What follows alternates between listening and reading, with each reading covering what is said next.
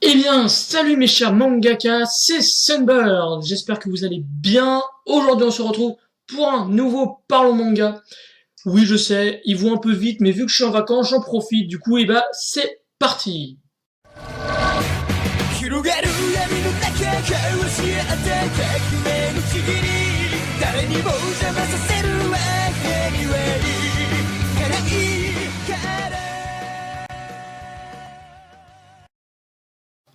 Alors, comme vous aurez pu le deviner avec l'intro, aujourd'hui on va parler de Death Note. Mais d'abord, commençons par le commencement, la présentation. Ryuko, un Shinigami du monde des Shinigami, fait tomber son Death Note dans le monde des humains. Ah oui, qu'est-ce que le Death Note? Eh bien, c'est pas très simple, alors écoutez bien. Le Death Note est un cahier spécial qui appartient au Shinigami. Celui-ci a la faculté de tuer une personne en écrivant son nom à l'intérieur. Bien sûr, là c'est simple, mais le plus compliqué, ce sont les règles et les facultés du Death Note. Celui-ci permet à un Shinigami de vivre plus longtemps en écrivant le nom d'un humain à l'intérieur. Mais celui-ci peut être fatal également dans la mesure où si un Shinigami inscrit le nom d'un humain pour le protéger et agrandir son espérance de vie, celui-ci mourra automatiquement. Ensuite, quelques règles accompagnent ce cahier. Tout d'abord, toutes les personnes touchant le cahier peuvent apercevoir le Shinigami à qui la Death Note appartient de base. Ensuite, après avoir marqué le nom d'une personne dedans, celui-ci mourra dans 40 secondes d'une crise cardiaque. À part si celle-ci est écrite dans le carnet à côté du nom de la personne. Par exemple, si vous marquez Sunbird, je mourrai d'une crise cardiaque dans 40 secondes.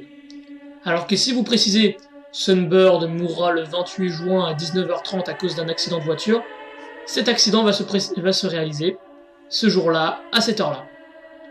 Aussi, important à préciser, les pseudonymes ne marchent pas. Il faut connaître le nom et le prénom de la personne pour pouvoir la tuer. Donc moi, je ne me tuerai jamais. Bon bref, revenons-en à l'histoire. Donc Ryuko, le Shinigami, fait tomber son Death Note dans le monde des humains pour pouvoir s'amuser un peu. Celui-ci est récupéré par Light Yagami, un étudiant brillant. Celui-ci se rend compte de la puissance de ce carnet, décide d'éliminer tous les criminels de la Terre. Après cette série de meurtres, il se fera baptiser Kira, qui veut littéralement dire tueur en français. Sans que personne ne sache qui il est, bien sûr, sinon ce serait trop facile. C'est alors que la police décide d'y remédier en appelant le meilleur détective de toute la planète, connu sous le pseudonyme de L. Personne non plus ne connaît son visage. Kira et elle vont donc commencer une chasse à l'homme. L'un défend la justice en tuant des criminels, l'autre défend la justice en les envoyant en prison. Qui gagnera? Le jugement des dieux ou le jugement de l'homme? Ça, c'est à vous de voir. Maintenant, passons aux personnages. Je vous rassure, ça va aller très vite. Light Yagami est le jeune homme qui trouve le Death Note et va s'en servir pour créer un monde meilleur où lui-même régnera comme seul et unique dieu. Là, c'est simple. Elle est l'enquêteur chargé de Kira. Ses capacités cérébrales sont extrêmement développées, mais il est un peu étrange. Mais c'est ce qui fait tout le charme de ce personnage. Ryuko est le Shinigami à qui appartient de base la Death Note. Celui-ci fait exprès de l'envoyer dans le monde des humains pour s'amuser. Il adore les pommes. Vous allez voir, c'est un petit peu marrant ça d'ailleurs cette histoire. Maintenant, passons à la troisième partie. Ouais, je vous avais dit que ça allait être rapide, hein, la deuxième partie. Donc passons à la troisième partie, le vrai Cavrac.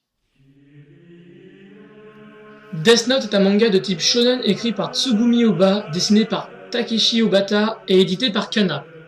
Il compte en tout 13 tomes et est terminé. Ça fait une petite série sympathique.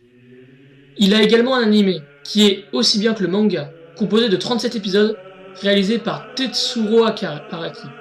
C'est un manga que j'ai terminé très récemment, et franchement je vous le conseille. En plus de ça, l'intégrale des épisodes est disponible sur YouTube. Je vous mets le lien en description. Et bien voilà, c'est tout pour ce troisième épisode de Parlons Manga. J'espère qu'il vous aura plu. Mais en tout cas, voilà, c'est toujours un petit épisode de fait, bien sympathique, voilà, tranquille.